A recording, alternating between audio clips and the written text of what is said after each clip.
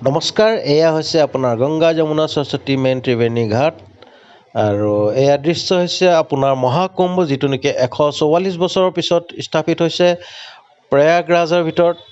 আৰু ইয়াৰে এটা হিস্সা বনিব পাৰে মই খুব নিজকে ভাগ্যৱান বুলি ভাবিছোঁ।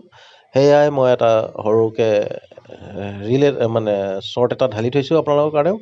এয়া চাওক, ইয়াৰ চিনেৰিও হৈ গ'ল প্ৰয়াগৰাজৰ ভিতৰৰ ত্ৰিবেণী সংগম ঘাট আৰু মহাকুম্ভ 2025।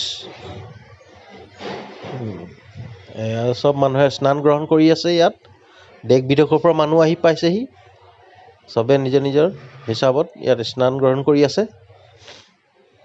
খুব ধুনীয়া দৃশ্য, খুবেই ভাল লাগিছে। আৰু এয়া হৈছে আপোনাৰ, আৰু মানুহে ইয়াৰ পৰা গংগা জলো নিছে।